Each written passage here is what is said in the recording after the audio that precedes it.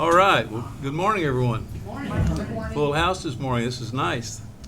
Okay, Washington County Commissioners Court is now in session, Tuesday, July 1st, 2025, 9 a.m.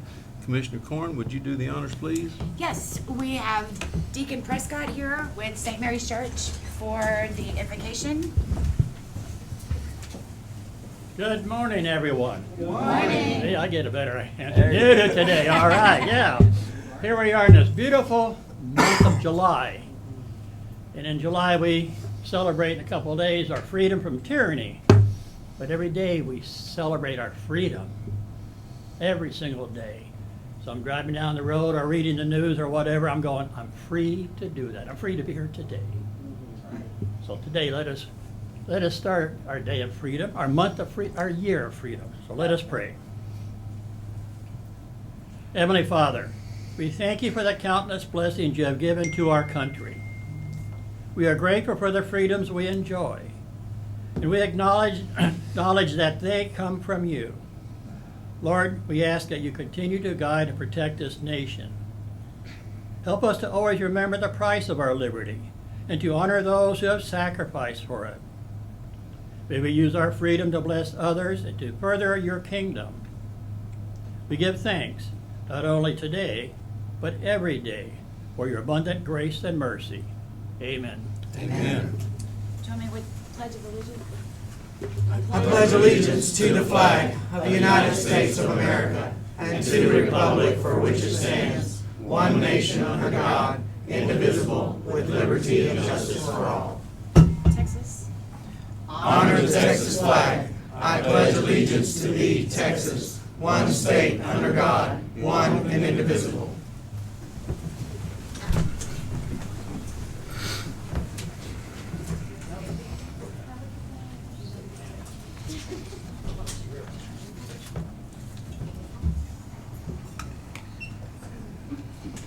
Item number 3, presentation by the Washington County Historical Commission. Mr. Stevens?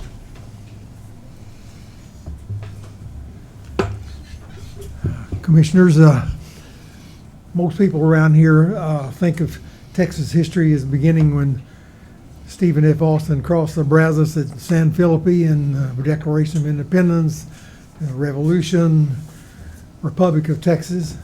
But it really began thousands of years before that with the Native Americans. 3 of our commissioners, David Lancaster, Kathy Parker, and Dr. John Griggs, are working on what we call the First Citizens Project, and I'm going to turn it over to David right now to tell you about that.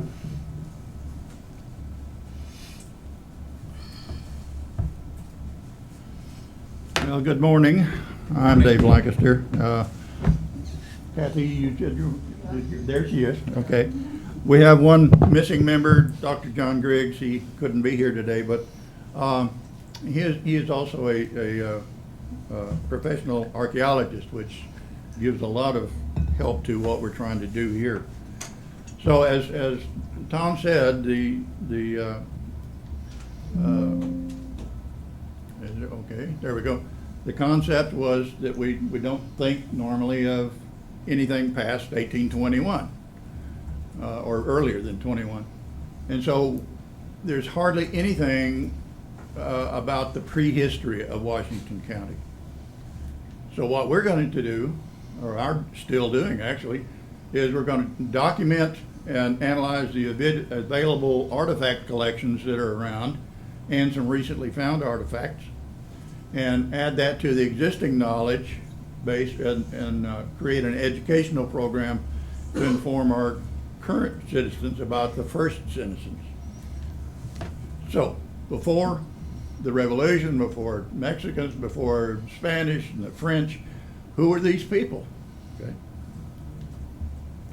Well, the French and the Spanish explorers did document the people that they found as they came through. And our area, in the Washington County area, was mostly the Tonkawa tribes in that 1600 era, okay? But there were many tribes in and around here. The Tonkawa and the Lipan Apache were the main ones, but the Wacos and the Comanches and the Kiowas and the Caddos, bunch more, would come and go with the seasons and following the buffalo and so forth. So Anglo-Europeans' concept of home is really little boxes. We have a deed for my place and it goes from here to here to here to here. And then it's a part of a bigger box of the county. It goes from here to here to here. They didn't think of things like that. Theirs was a really long area. As you can see, the Tonkawas were from the Guadalupe all the way to the Neches River. And as far north as the Wacos were coming south, and as far south as the Karankawas were coming north. So who are these Tonkawa? The Tonkawas is a word from the Waco tribe, which means they all stay together. And I'll show you in just a minute why that's appropriate. They call themselves Tiskanwadich, which means the most human people. And the Spanish and the French had different words from them, but the Tonkawa consist of a lot of clans, smaller clans. So there's a whole bunch of those that would come and go in this general area. So here are some Tonkawas in 1898. The man seated on the left is a name called Chief John Williams. And they started taking Anglo or Hispanic names actually in the 1800s, just because people couldn't pronounce, I guess, their real names. I don't know. But for previous archaeological sites around here, Washington County has 78 sites that are listed in the atlas. And that includes the historic sites in places like Washington on the Brazos, Independence, Stagecoach Inn, and Chapel Hill, and Lake Somerville. There are only 19 definite prehistory sites and another 19 that are possible. Okay, you can't quite tell from the limited descriptions that we have, but once we get into it, we'll find out more. But of those 19, 5 of them were instigated by a local historian, Nathan Winfield, in Chapel Hill back in 1971 when that got recorded. So he has like 25% of everything that's in our database for Washington County. But prehistory in Washington County is very, very underrepresented compared to other counties. Example is Limestone County. The lake up there, Lake Limestone, is on the Navasota River. It has 80 prehistoric sites. That's more than we have total. So we hope to make a difference here and add to our totals. This is a representation of what it would look like in an archaeological dig. Basically, the lower you go, the older it is. We're only documented into the as far back as the Middle Archaic age, which is about 4,000 years thereabouts, maybe 6. Okay, but nothing earlier, and we hope to change that. I think we've got a couple of candidates for where that's going to be older than what's been documented. So who are these Tonkawas? Okay, they who was here before the Tonkawas? They're not a tribe because nobody had anything written down as far as names go, but a group of people that can use the same tools is called a culture. And before the Tonkawa was the Toya culture, and you can see some tools that they used, and we find a lot of those around here. And before the Toya was an Austin culture, and they're even older than that, and they're about when the bow and arrow was first introduced here in this area. And again, we have some of their tools that we found, or they have been found. So there's other cultures before that, and we got to find out what those are and who these people are, and how far back we can go. An example of one of the sites that Nathan Winfield got done, he in 1955, Robert Hascarl, who was from Blinn, excavated a site there near the New Year's Creek, north of Chapel Hill. And the problem was with that one, the Texas Highway Department had used a lot of the dirt from the main site to fill in the county roads. So it kind of messed up their architectural dig, made it harder to find. But out of that, here's some of the things that they found. We're finding the same things around. They recorded what kind of projectile points they found and how many in what layer, 1 foot down, 2 foot down, so forth. Well, that's great, but it doesn't really jump out as to what does that mean.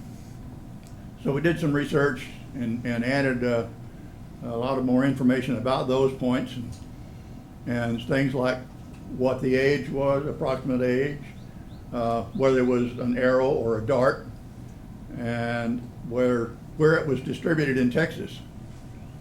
And several things just popped out immediately. One is it's an arrow or a point, an arrow or a dart. The bow and arrow didn't come here until about 800 to 1,000 years ago. So if you know what it's a dart, it's going to be older than an arrow. The other thing was, where was it distributed in Texas? And we found many of these were found even up in the northeastern states. So there's got to be a lot of trade going on somehow or another, back and forth.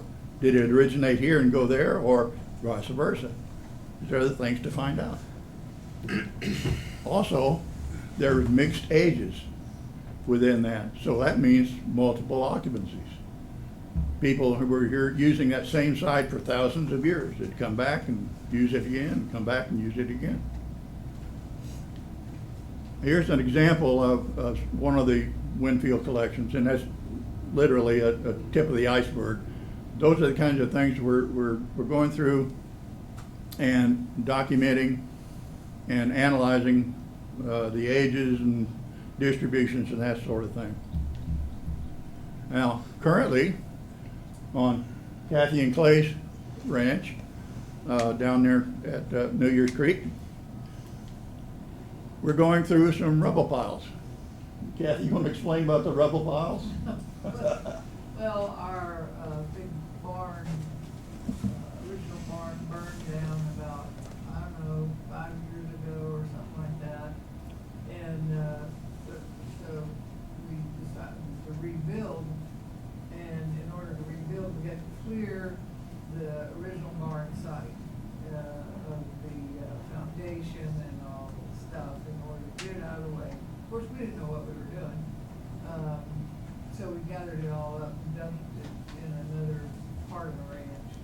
And sure enough, we're finding artifacts in the rubble piles that came from the site, which we didn't know was a site before we got on it. So now we're going through the pile.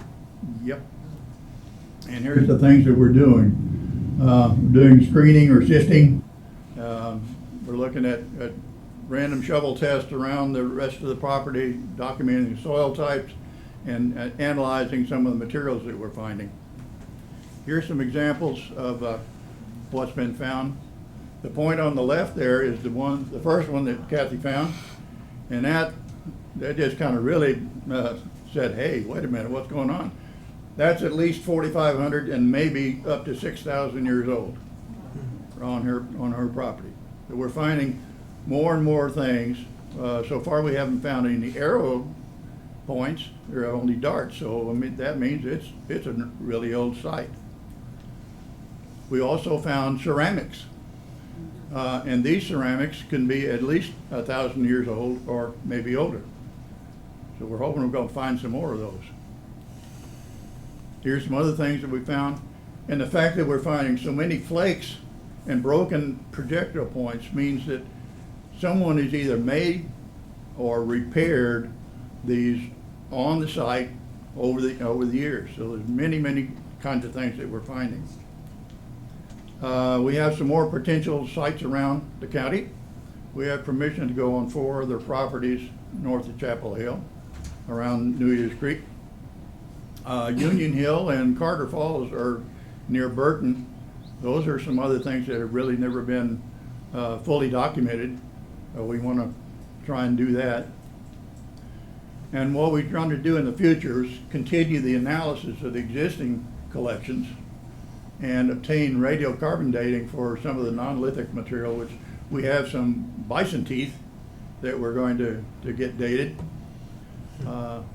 We're going to investigate the other sites in the county and locate a site on Kathy's place for an archaeological dig and do it in a professional manner with the current methodologies and practices.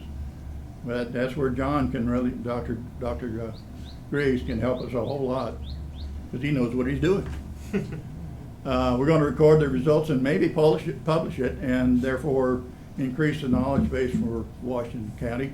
And we're going to complete an educational program about all this. And this presentation is just a little part of what we're doing for that. So with that, thank you for your attention, and we'll just keep on going. Any questions or comments? Well, thank you, Mr. Lancaster. That is very You're interesting. I don't think many people in this room knew that we had sites like that in this county. But, I had heard something, I think Mr. Stevens mentioned to me a while back about some mounds. Mhm. The mounds close to New Year's Creek out there. Yeah. And that's the first I'd ever heard of that type of thing here. So Yeah, it's you just don't know about this kind of stuff until you get into it. So we're going to keep getting into it.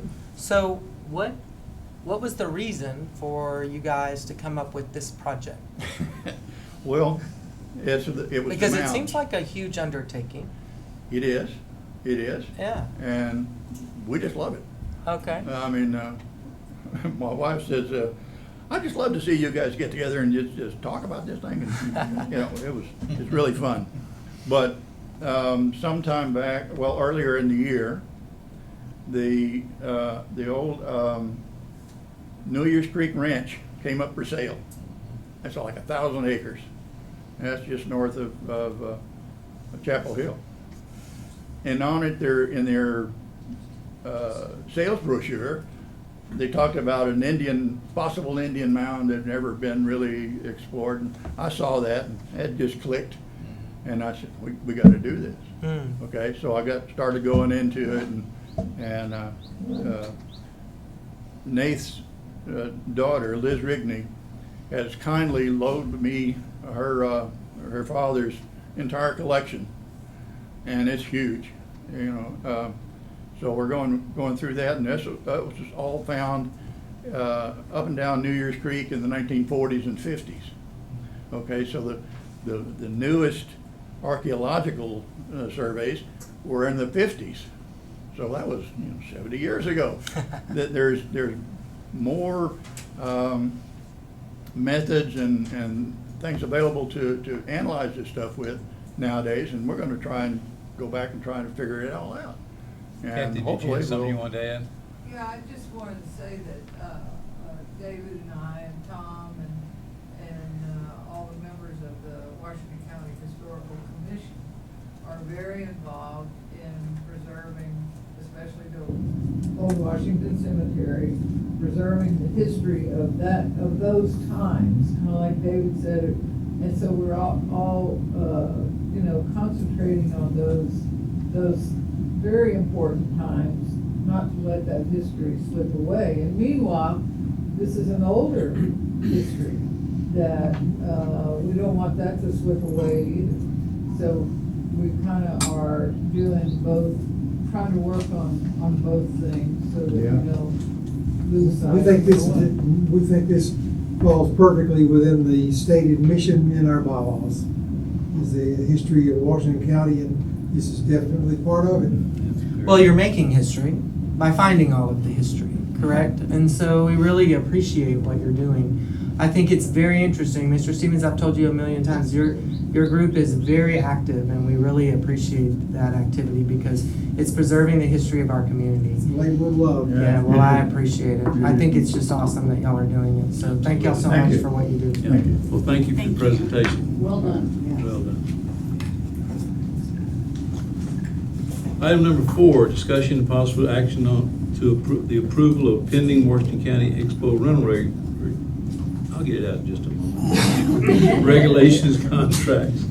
There are 2 of those today. One is a 150-year Freemasonry celebration, and the other is a quinceanera. I make a motion to approve pending Washington County Expo rental regulations and authorize the judge to sign I'll second. Motion been made and seconded. Any further discussion? All in favor signify by saying aye. Aye. All opposed? Motion carries. Item number 5, discussion and possible action on approval of healthcare insurance contribution amounts and dental, vision, and ancillary coverages for the October 1st, 2025 renewal for plan year 2025, 2026. Ms. Amber, welcome back. It's good to have you. For those of you who don't know, Ms. Amber's been on leave for I'm a lot skinnier. There's yeah, no. well, I wasn't gonna say what kind of leave, but since you did that on maternity leave, and thank you, it's really good to have you back. Oh, thank you. I'm glad to be back. Good morning. Congratulations also. Yeah. It's a blessing. Yeah. Yes. And That's what is right. your baby girl's name?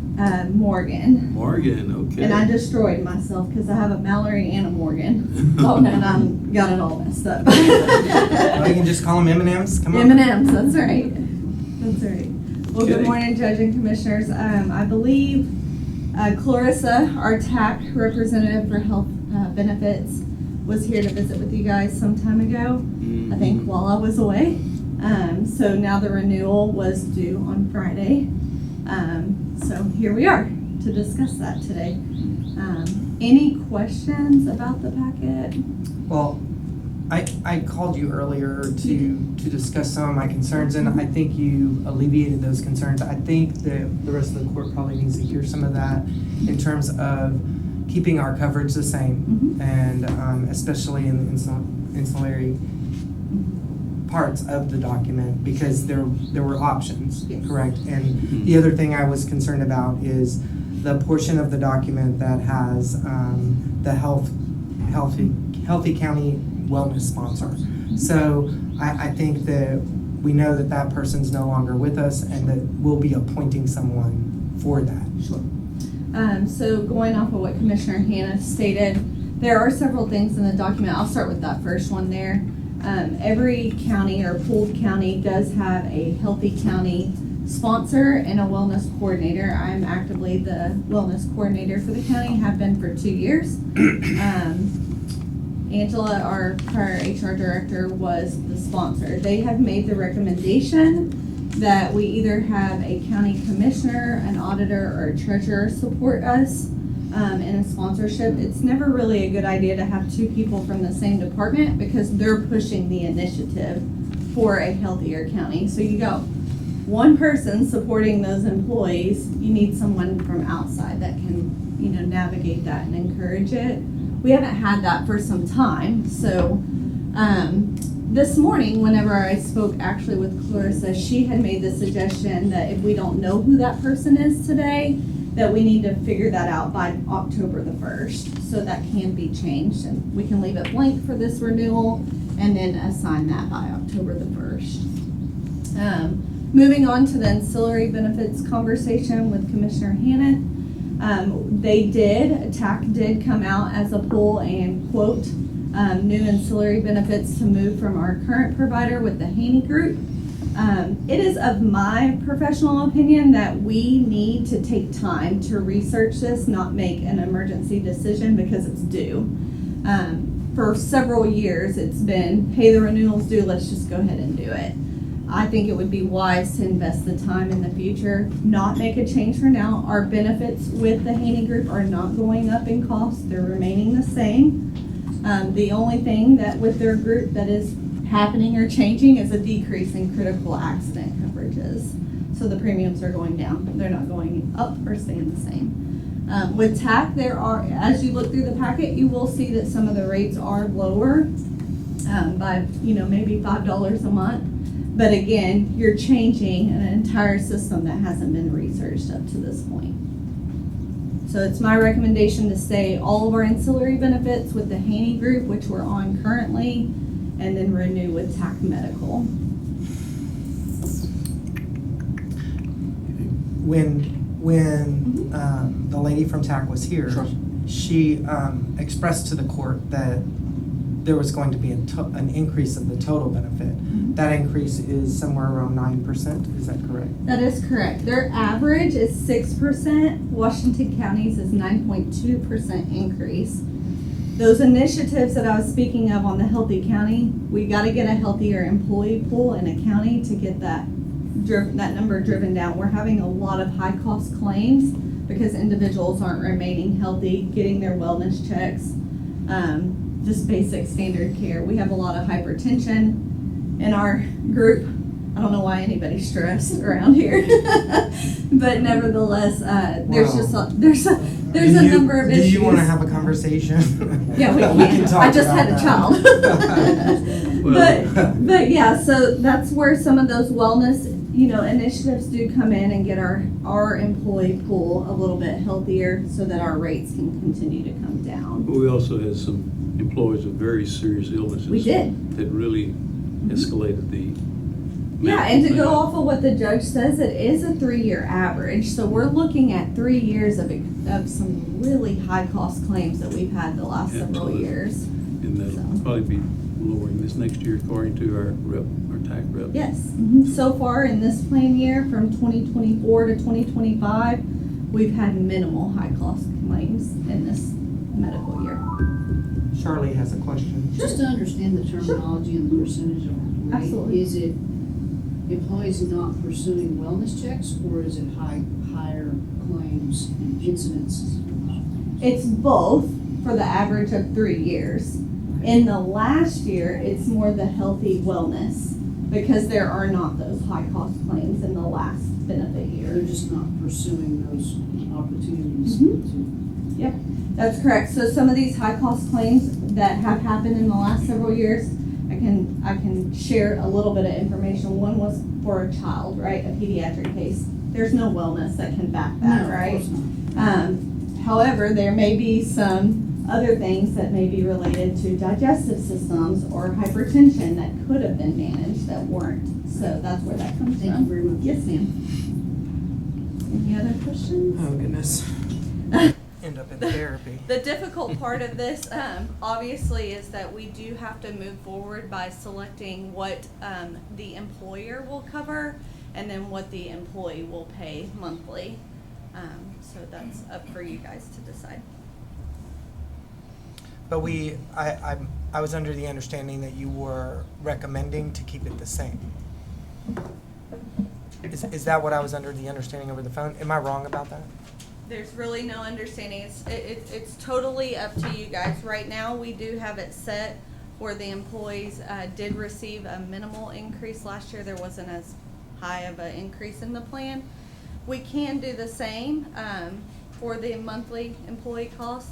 Obviously, that does raise the employer side That's quite correct. significantly. Yeah. Who gave that number? I don't know who gave that number. The number, the total increase. Do you know what it is? I don't know it either. Sorry. No, you're fine. You're fine. Didn't we come up with like a $300,000 number? It's Yeah. That's what it's gonna cost the county and the district, Right. yes. Yeah. Again, I just got back yesterday, so. Yeah. That's right. Yeah. So if we approve it the way it is, the employee would go from 887 to 968. Is that correct? That's correct. Yes, sir. Okay. And currently, for employee-only coverage, our employees do pay $16.88 of that a month. So 98% is to the county. Correct. Okay. And but I was under the understanding if we change the plan too much, then we revisit the plan, correct? Yeah, absolutely. So So- in future years, to add on to what you're saying, if we'd like, we could increase our deductibles, right? Mhm. We could make a higher cost of coverages to our employees to keep those rates low. The way the county is doing it right now, since we are late on the renewal technically, is to keep it the same. If we make changes at this point, we may have issues when it comes time for October 1st and coverage to be active. I think this is another topic that will need to be discussed in budget. Absolutely. And I'm certain that you will bring that to budget. Absolutely. Correct, Ms. That is correct. This is a benefit to the employee, right? It's a part of their compensation and benefit to working here. Absolutely. A good one, I'll say. Very much so. Okay. Any other I make a questions? motion to approve the health insurance contribution amounts and dental, vision, and ancillary coverages for the October 1st, 2025 renewal for the plan year 2025 and 2026. I'll second. Motion been made and seconded. Any further discussion? All in favor signify by saying aye. Aye. All opposed? Motion carries. Thank you, Ms. Amber. Thank you. Item number 6, discussion and possible action upon the approval to purchase the capital project tracking module through ClearGov for Washington County. Ms. Hollis, good morning. Good morning. I'm not sure I need to follow her up. I should have been before her. So, the ClearGov is part of our budgeting software that we're using this year, and then it will do our digital budget book.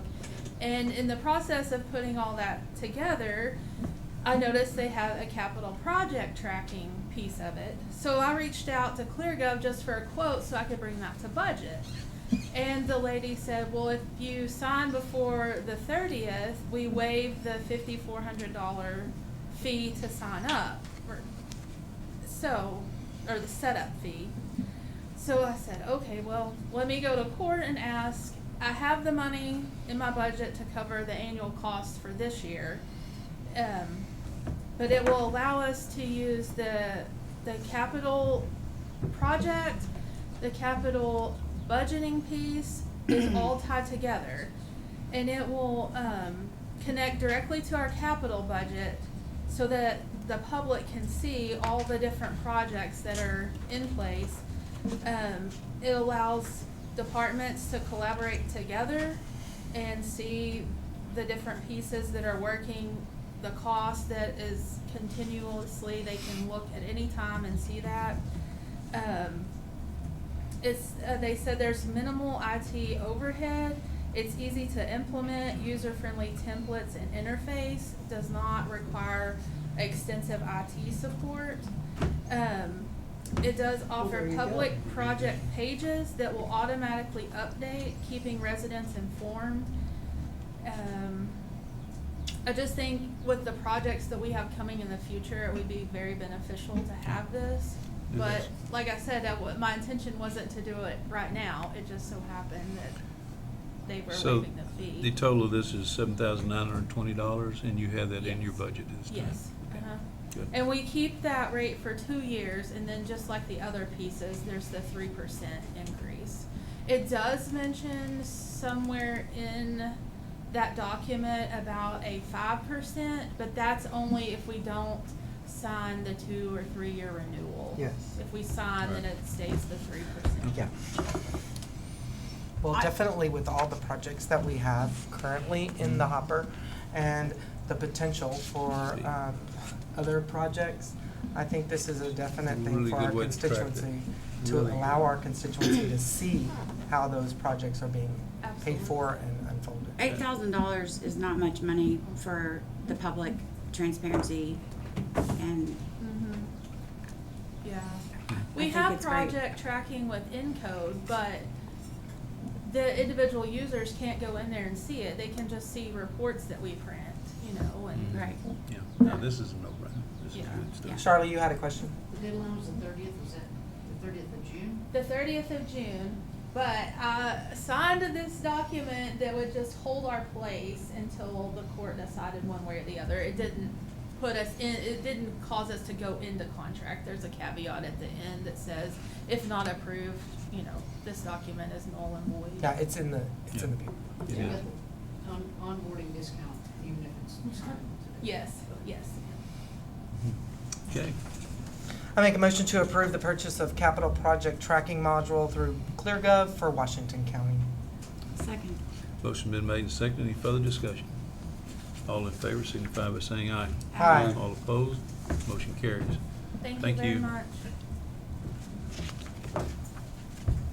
Item number 7, discussion and possible action on the approval of a contract between Med Trust and Washington County. This is for the jail medical services. Mr. Ballard, how are you doing? Mr. Ballard. How you doing? Welcome.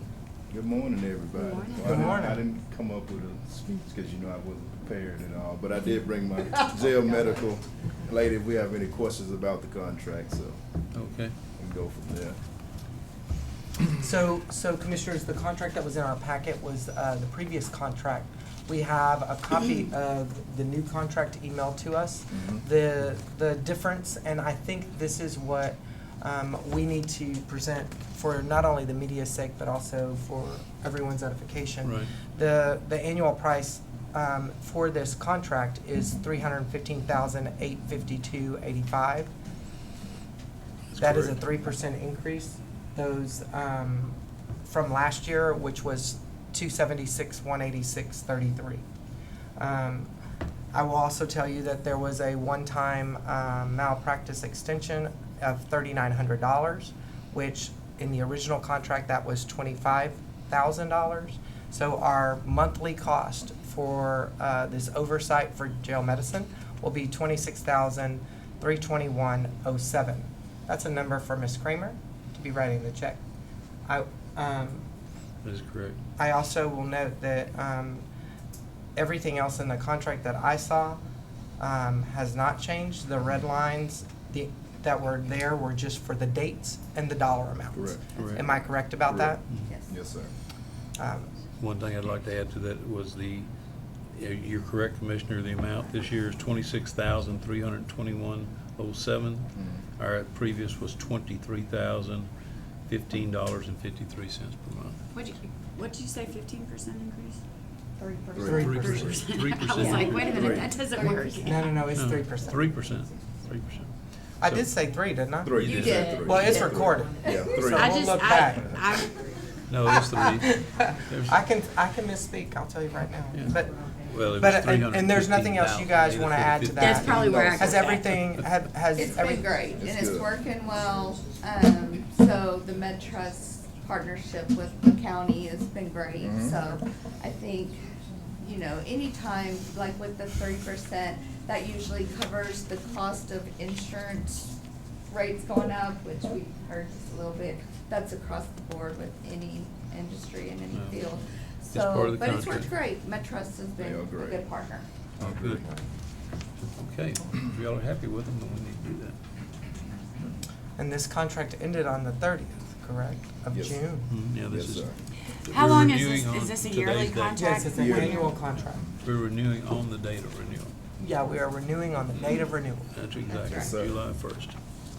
All right, I make a motion to approve the contract between MedTrust and Washington County. Second. Motion been made and seconded. Any further discussion? All in favor signify by saying aye. Aye. All opposed, motion carries. Thank you. Thank you. Thank you. Item number 8, discussion and possible action on the approval of authorization to hire a county court at law court coordinator approximately 6 months in advance of the current employee's anticipated departure in order to allow sufficient time for training, transition, and continuity of operations. Judge Berg, you want to elaborate on this, or? Oh, You want me to elaborate for you? we're gonna, I'll answer any questions. okay, well, that's fine. Yes, so, me again here from HR. I've had some discussions with Judge Berg. He does have an individual, a long-term employee that has been in his office for, do you want me to say how many years? 27 years. Nevertheless, a lot of knowledge and history in that office, a sole individual doing that job function. She has announced her retirement. Congratulations. Wish it was me. But nevertheless, we are looking to hire an extra individual and 6 months of training time to train that individual in preparation for her retirement. Any questions? I believe we discussed this in budget last year, Judge, when you came. So this is not something new to the Commissioners Court. Yeah, we knew this was coming, and we also have salary contingency line item that we allow for this kind of practice to occur. We do want continuity for our offices, and we've found that in the past it works really well. So I think, Especially this one. yeah, I think it's something that when it doesn't happen, it does create some problems for us. So I appreciate the fact that you're looking forward, and I think that this is going to be beneficial not only to you but our constituency. So, is there any other comments? If not, I'm going to make a motion to approve the authorization to hire a county court at law court coordinator approximately 6 months in advance when current employee is anticipated departure in order to allow significant time for training, transition, and continuity of operations. Second. Motion been made and seconded. Any further discussion? All in favor signify by saying aye. Aye. All opposed, motion carries. Item number 9, discussion and possible action of the approval of a budget amendment from salary contingency to county court at law court coordinator. This is just to support the prior line item there, that, to move those funds out of salary contingency to support this position. Ms. And I Hollis? just wanted to add that this does not cover any benefits or taxes, because that's just easier to figure in the end, because we don't know who this employee is, what that cost will be until later on. So that's why this is just purely salary. Right. $29,348. Okay. Let's move. I make a motion to approve the budget amendment from salary contingency to county court at law court coordinator. I'll second that. Motion been made and seconded. Any further discussion? All in favor signify by saying aye. Aye. All opposed, motion carries. Item number 10, presentation of Office of Emergency Management Quarterly Report. Mr. Rimke couldn't be with us this morning. There was an emergency he had to attend to. There was a truck carrying car batteries that turned over out on Highway 105 and spilling acid from that accident, and so he is out there attending to his job. So he can't be here today to give us his report. Report was in your packet. Was there any questions about it? Anything we can add to that report? Well, we've been having these generator grants for a while, and I was just wanting to get an update from him on that. I think Right. I'll give him a call. Yeah. The other thing is commissioners, we also last week had a derailment. I think it was a minimal derailment, so Yeah. I think that thank God. Yeah, really. Because Very those minimal. things can be very Right. difficult for us to handle. Very So- little damage and no injuries, Yeah. so no spillage. That was an easy one. Okay. Item number 11, discussion and possible action on the approval of accounts payable. Good morning. Good morning, all. Today, we have my last page. A grand total, sir? Yeah. I was going to help you. $554,806.80.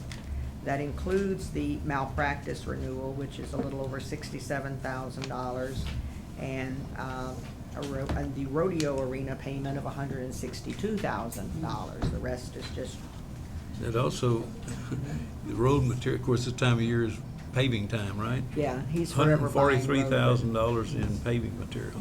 Yes, So that's you take normal. those big items out, it's probably Yes, routine. the big stuff is all that. Did Yeah. you say 580, 556? I said 554. Yes, Five. this is what's in our packet. $580,556.80. I didn't add anything to So- it, I don't know. Shauna, do you know what we added? I No, we hadn't been didn't. here for 3 days, so. You brought the wrong sheet. I had it circled right there. Oh, I'm sorry. I was going by the old number. Yes, 55680. Okay, There we go.